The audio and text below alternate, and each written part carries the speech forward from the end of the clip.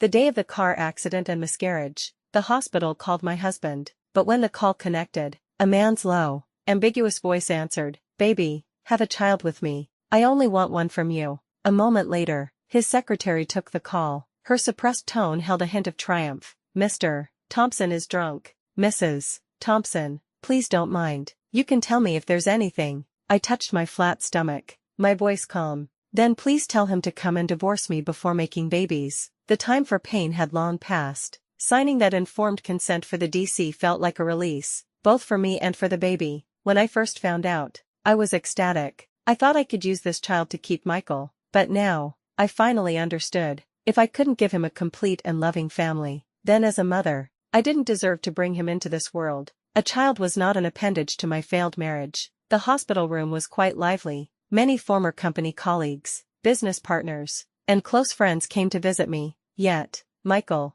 my nominal husband, was conspicuously absent, even to outsiders. Leaving a wife who had a miscarriage in a car accident unattended seemed heartless. Finally, the next afternoon, I saw Michael, but it was on a financial news report playing on my phone, with his secretary, Tara, by his side, young and beautiful, just like I was when I first helped him start his company. She stood quietly and gently beside him, watching him speak eloquently to the camera. They looked like a perfect couple, well, matched and complementary. "Mr. Thompson, do you have anything to say or anyone to thank after securing this project?" Michael turned his head and exchanged a smile with Tara next to him. Of course, Thompson Group wouldn't be where it is today without Tara's continuous support and encouragement, whether in work or daily life. She is the most important person in my heart. The reporter's curiosity grew, and she turned the camera to Tara. Tara's hand, holding Michael's, was brazenly exposed to the camera. Their bodies were intimately pressed together, and as the camera panned, Michael's hand was conspicuously without his wedding ring. "Wow, that's truly sweet. We'll eagerly await your good news." As one of the co-founders of Thompson Group and his legal wife, I received no mention from Michael. I could only lie in my hospital bed, watching their affectionate display on a screen. It was too ironic. Back when we were starting the company, I delivered takeout with him, drove for ride, sharing, set up stalls, and worked at night markets. Back then, we'd share a plate of egg fried rice, and Michael would meticulously pick out the cilantro and give me his share of the egg first. I would always remember 21-year-old Michael's sparkling eyes. He'd push the remaining fried rice towards me and say, "Amelia, I'll always be good to you. When I'm rich, I'll pull out all the cilantro in the world for you." Back then, I never imagined that 31-year-old Michael would be holding another woman and calling her the most important person. Words spoken in love are only valid while love lasts. Seeing me staring blankly at the screen, Mrs. Peterson walked over, took my phone, and handed me a lawyer's business card. She tapped my head, somewhat scolding. "You, always too naive. You poured your whole heart into him. Divorce is good, for both of you, after your confinement. Come with me to Japan to soak in some hot springs and clear your mind. He was the one who wronged you first. You should get a good settlement in this divorce." The business card in my hand felt warm, and I smiled and said, "Okay." I just never thought that Michael and I, after so many years of shared history, would end up like this. After being discharged from the hospital, I returned to the villa and began packing my belongings to move out. As I was about to pack the last box, Michael suddenly returned. His surprised voice echoed behind me. "Amelia, what are you stirring up now?" I turned around, glancing at his slightly disheveled attire. Just as I was about to say something, I noticed Michael's eyes darting away. He pressed his temples, preemptively and somewhat defensively, starting to speak. "I really don't know what else you're dissatisfied with in life. Do you have to go to the point of divorce to be happy? I'm working hard out there, and now I'm providing you with good food and a good life. You live in a big house, like a lady of leisure. You don't have to work, you don't have to do anything, and every day you're causing trouble for no reason. Tara said you kept calling me. I've told you many times, my work engagements require it. And drinking and discussing business outside is also very tiring. I don't want to come home and see you giving me dirty looks. Can't you, as my wife, be a little understanding?" Michael's preconceived anger left me speechless for a moment. Being blamed so groundlessly, in the past, I might have argued furiously with Michael, but now, I simply looked at him calmly and nodded very seriously. "I understand. Go upstairs and change your clothes. You should be heading to the company soon." Michael stood frozen, his gaze at me strange and complex. He had braced himself for a fierce argument, even having already vented his anger on me, but I didn't. I didn't even ask an extra question. Michael's steps were slow. He went upstairs, looking back at me repeatedly. By the time Michael came down after changing, I had almost finished packing my things. Tara told you about the divorce, right? I'm still a director of the company. I'm going to the company this afternoon. It's better to inform the board about the divorce beforehand. For this period, I'll move out. As for the property division for the divorce, my lawyer will contact yours. My words made Michael pause for a moment. Just as he opened his mouth to say something, the doorbell rang again. It was Tara. Her young, beautiful face appeared at the door. I knew why Tara was there. She had answered that phone call, and she naturally wanted to see how things had progressed after her instigation, and whether her position as Mrs. Thompson would be secured. Oh, Miss Thompson, it's you. Last night, were you all right alone at home? Mr. Thompson was so happy last night that he drank too much and insisted on staying with me, refusing to come back here, so I had no choice but to take him to my place. He even left his tie at my house and didn't notice, so I just brought it over. Oh, by the way, everything Mr. Thompson said yesterday was just drunken talk. Please don't take it seriously, but you're almost divorced now, so you probably don't mind, do you? Tara looked at me provocatively, deliberately saying ambiguous and provocative things to make me misunderstand. She didn't care. In fact, she was eager for me to argue with her in front of Michael, just like in the past, but I merely responded with a hum, even stepping aside to usher Tara in, then politely excusing myself to leave them alone. I don't mind. I have something to do. I'm leaving now. That afternoon, I went to the company, in my capacity as Mrs. Thompson. Since our marriage, Michael had wanted me to be a stay-at-home wife, so I went to the company less often. As a result, apart from the older employees, almost everyone at the company knew Michael had a wife but had never seen me. Later, Michael removed his wedding ring at some point, and I suppose by then, people in the company had probably assumed he was divorced. My sudden appearance now was sure to spark gossip within the company. Didn't Mr.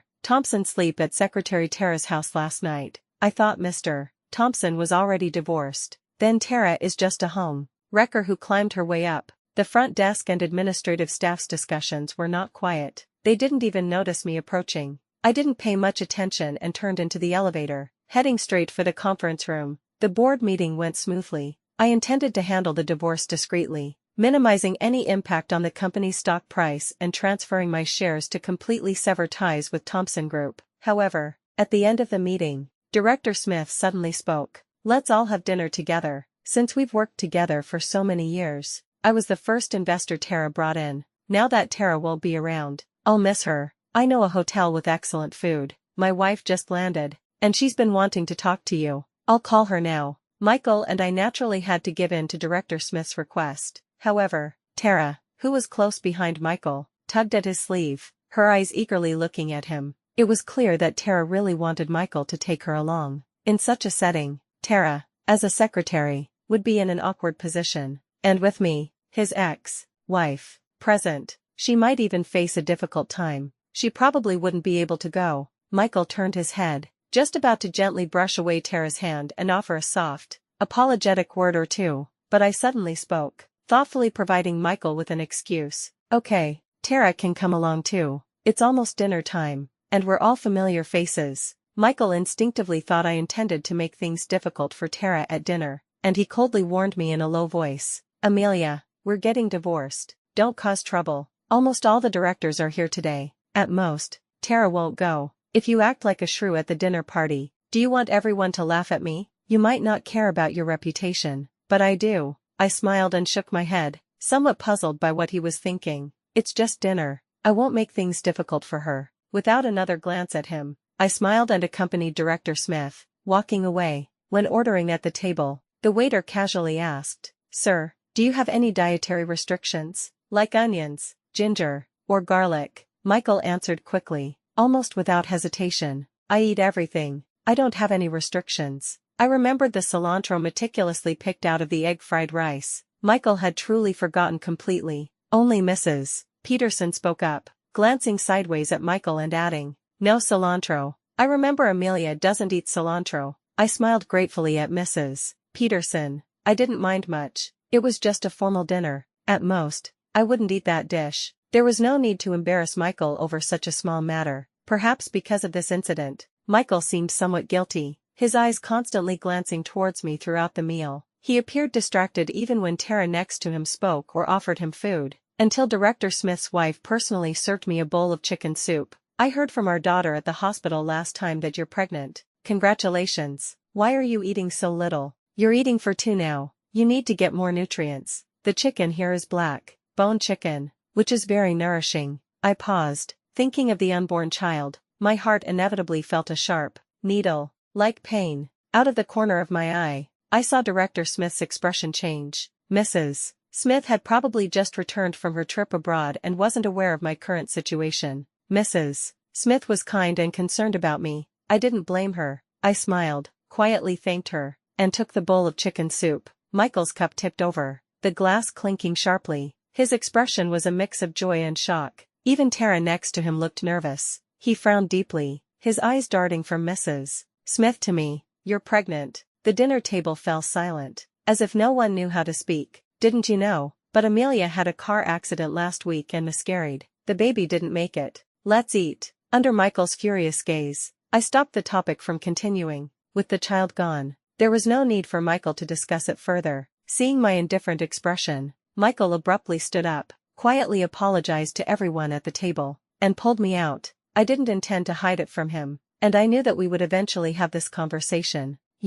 Why didn't you tell me? When Michael turned to face me, I saw his eyes were already red. I scoffed. What was this? Crocodile tears. I didn't mind twisting the knife deeper into Michael's heart. I called you many times from the hospital that day. You blocked my number, so you didn't answer. When you called back the next day, you did answer. But what were you doing with Tara? Michael, why are you crying? Are you sad about this child? But didn't you ask Tara to have another one for you? Didn't you say you only wanted a child from her? Michael choked up, his voice trembling as he asked me. That was all drunken talk. I'm sorry. Do you hate me? Michael's casual apology ignited the anger that had been suppressed in my heart for so long. I raised my arm high and slapped him hard. This slap is for my child. It's for when you cried on our wedding day, telling me we would have a home and family from then on. My child and I were looking for you in the pouring rain. You were with another woman, acting ambiguously. Do you know? Because there was no family member. The nurse held my hand to sign the DC consent form.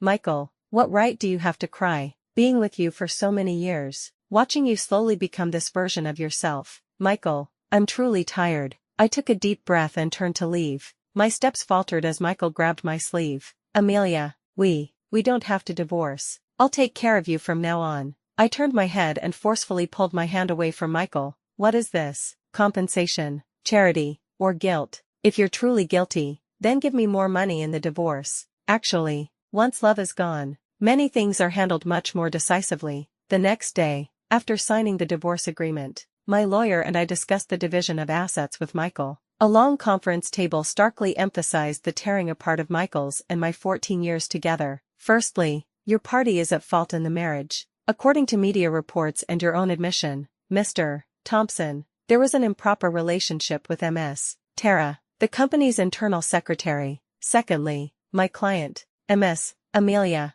co-founded the company with you, and your marriage lasted for 10 years. In conclusion, this is our proposed property division plan. When the lawyer handed over the agreement, Michael seemed dazed, merely muttering, 10 years. It was evident that Michael was deep in thought, but I truly didn't have time to accompany him in his melancholic reflections. I just wanted to be free. I tapped the table, bringing his thoughts back. Take a look at the contract. Michael snapped back to reality and looked up at me, his gaze complex in a way I couldn't quite describe. It was like he was looking at me, and also at the me of 10 years ago. He let out a bitter laugh, pulled out a pen, and quickly signed his name. His lawyer next to him was about to say more, but Michael simply said, I'm sorry, I owe you this. I didn't expect things to be resolved so quickly. When I pushed open the conference room door, Tara was already waiting. It seemed she was indeed eager to move up. Now, she had gotten her wish. She approached Michael with a smile, just as she had countless times before, giving me a mocking, triumphant look. She linked her arm through Michael's, sweetly asking, Are you done? After the divorce cooling off period ends, how about we have a grand wedding? Even when I was furious, Michael had never shied away from Tara's intimacy before. Now, however, he seemed a bit awkward as he pulled Tara's hand away, looking at me and saying, If you ever need help in the future, Just tell me. My mocking expression was undisguised as I retorted to Michael, if I need help, I'll call 911 myself. The police will get here faster than you. Michael, as a husband, you are truly useless. I flew to Japan, at Mrs. Peterson's invitation. I intended to relax and await the end of the divorce cooling off period. After so many years as Mrs. Thompson, the string in my heart had always been taut. The larger the company grew, the more things there were to consider. I also had to socialize and manage relationships with the wives in high society. Even when I returned to being a stay-at-home wife, I still occasionally argued and conflicted with Michael over investments and development directions.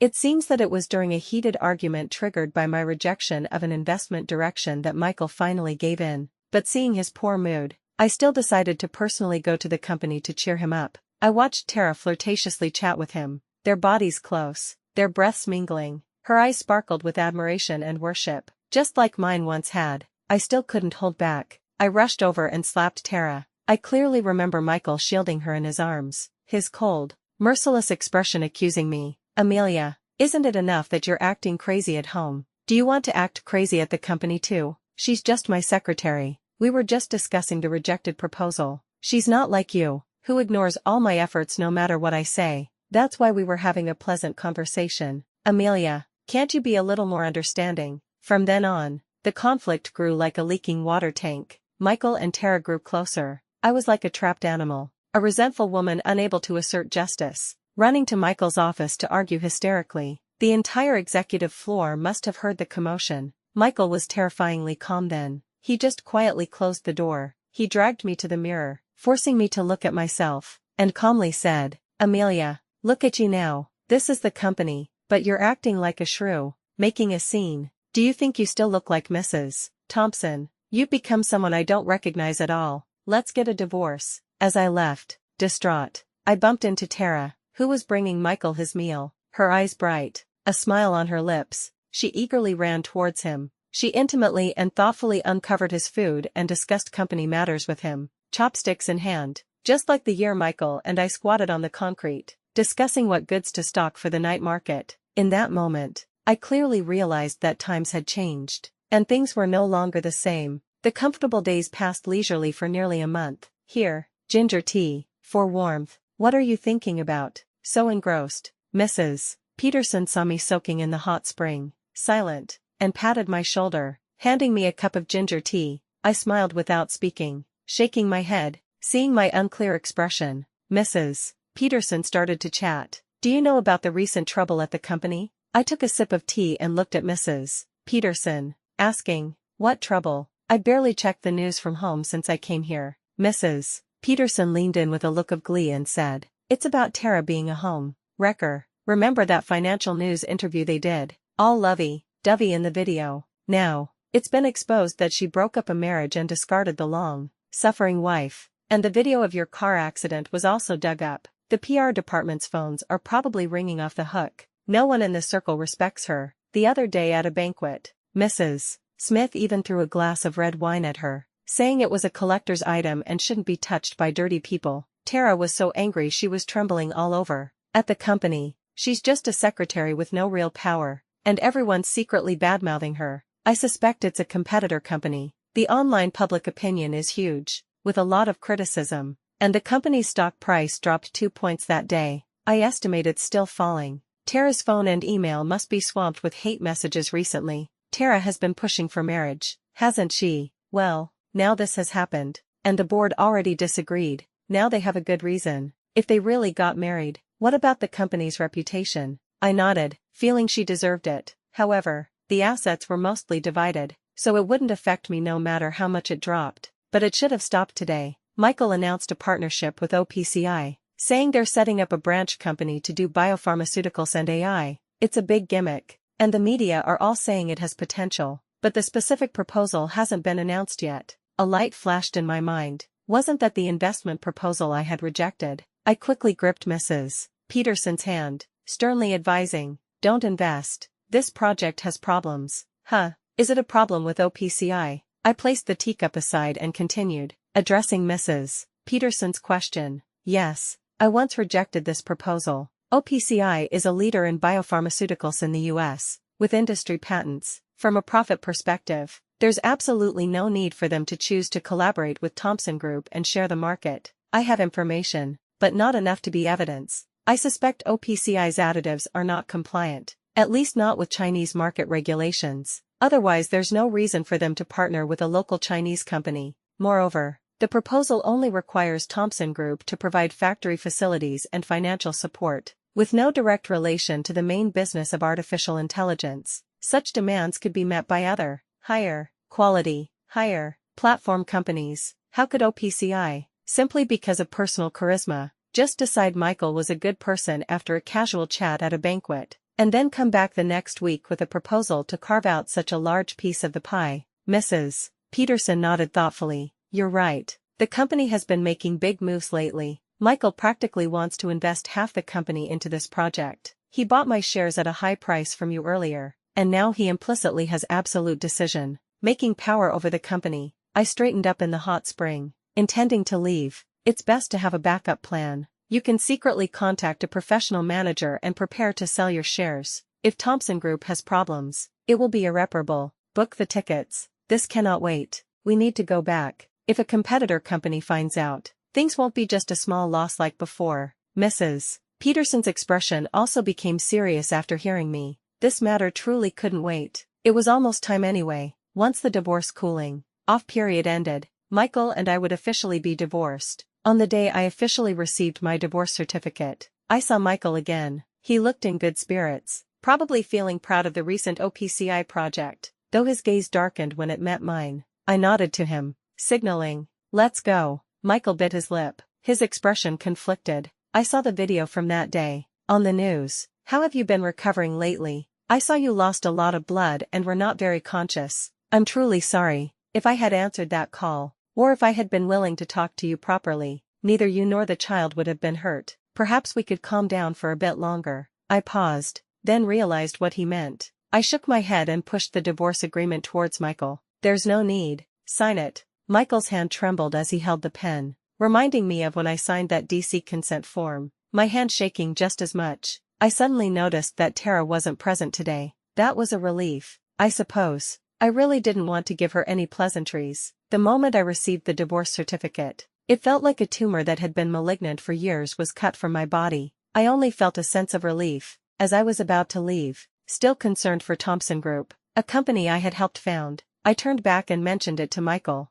That OPIC project, you still went ahead with it. I remember telling you more than once that this project carried certain risks. No sooner had my words fallen than I saw Tara running towards us, her high heels clattering. Turns out, it wasn't to give me peace, she was just late. You're not even part of Thompson Group anymore. What right do you have to tell us what to do? I'm telling you, you're just incompetent. I personally introduced this OPIC project to Michael. The vice president on the other side considered Thompson Group because he and I were alumni and had the same mentor. Amelia, you haven't been a stay-at-home wife for so long that you've lost your ability and are now trying to sabotage other people's projects. Seeing that Michael and I had obtained our divorce certificate, Tara's words became much bolder. Michael quietly rebuked Tara a few times, then looked at me. I'm sorry, she's been so busy with work lately. She spoke without thinking. I apologize to you. However, Tara personally followed up and researched the OPIC project, and I believe there shouldn't be any issues.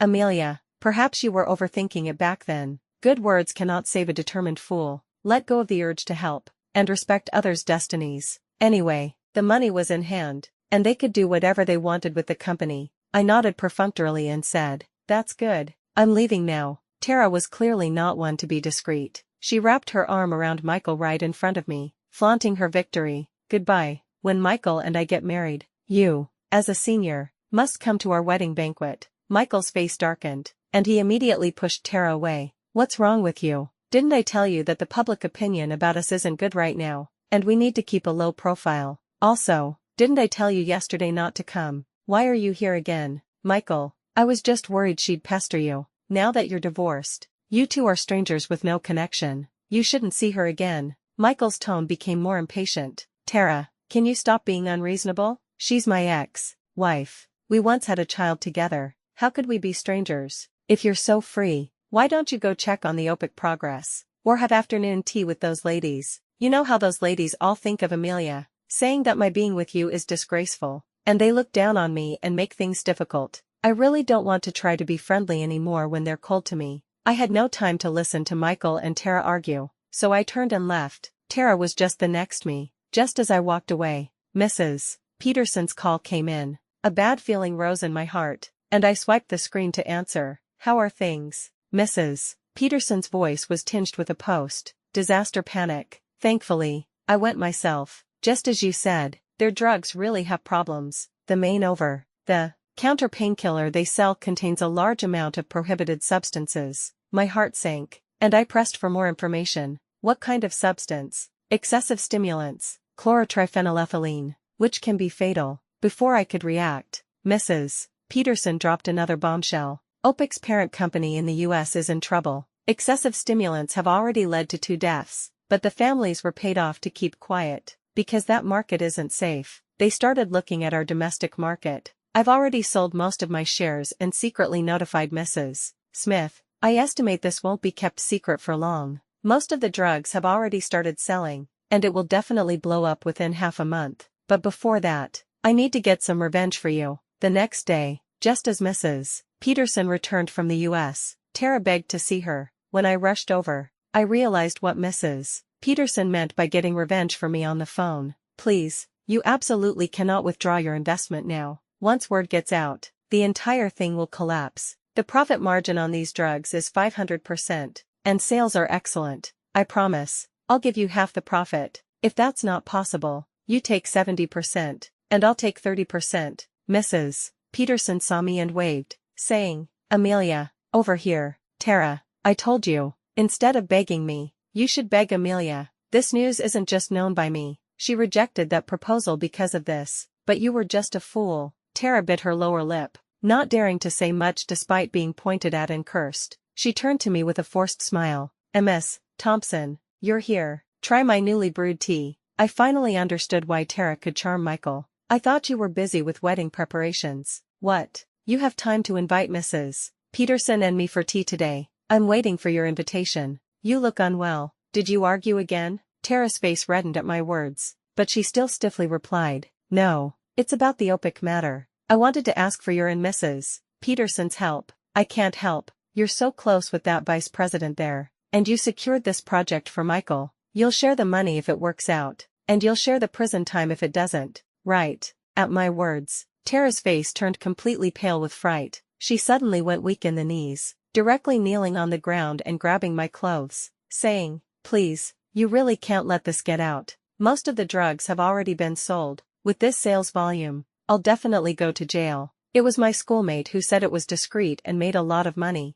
and that this dosage wouldn't cause trouble. That's why Ms. Thompson, Thompson Group was founded by you. Can you really bear to see it collapse like this? I was blinded by greed back then. Seeing Mr. Thompson was young and better looking than those pot-bellied men. That's why I meddled in your marriage. Otherwise, I'm young, pretty, and well educated. I could find any handsome man. I raised an eyebrow, tightening my grip on my phone. I gestured for Tara to continue. Tara saw my expression was good, so she took heart and climbed up the ladder. Ms. Thompson, as long as you show mercy, I promise to stay far away from Michael. I don't want to get burned, but, can you give me a severance package? After hearing Tara's words, I almost wanted to laugh. You can marry Michael and then divorce him, then, not to mention a severance package. You'll have earned your retirement money yourself. Isn't that what you were aiming for? Why are you coming to me, your predecessor? Now, Michael doesn't know what's wrong with him. He absolutely refuses to marry me.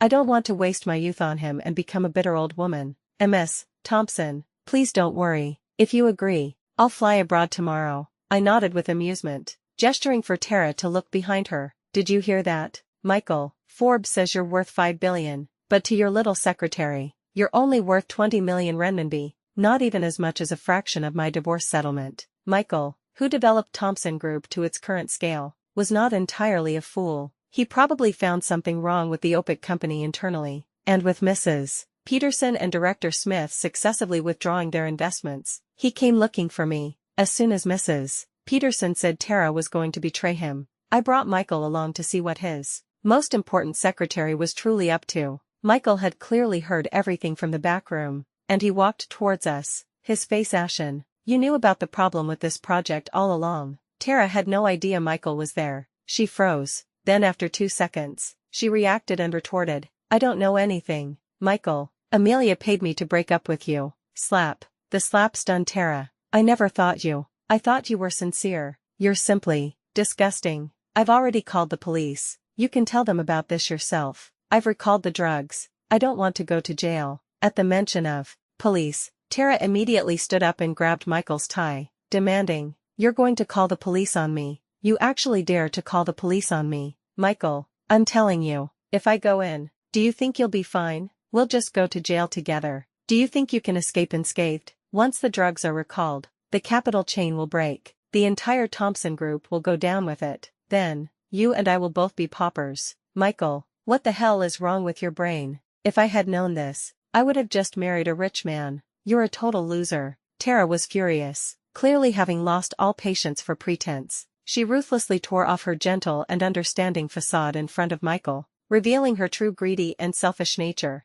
Michael's disgust and disappointment were genuine, compounded by the anger of being deceived. He pushed Tara away and slapped her again. Tara no longer pretended. She immediately retaliated, and the two began to fight. Their loving and sweet moments in the media were still vivid, but now it had come to this. I had no interest in watching the spectacle any further. After calling the police, I pulled Mrs. Peterson away. That day, on the social news, I saw the news of Michael and Tara exchanging insults. "Who do you think you are? If you didn't have money, would I have been interested in you? In a few more years, you'll reek of old man. And you still dare to lay hands on me? Bah, Tara, if you hadn't pretended to be drunk and stripped in my room, I had a wife and a family. How would I have gotten involved with you? What? You became a prostitute, and now you're too good for your client. You can be bought for money, so why pretend to be pure? You, Michael, just like me, a prostitute, don't you? You even abandoned your wife at home. Didn't your wife advise you against it?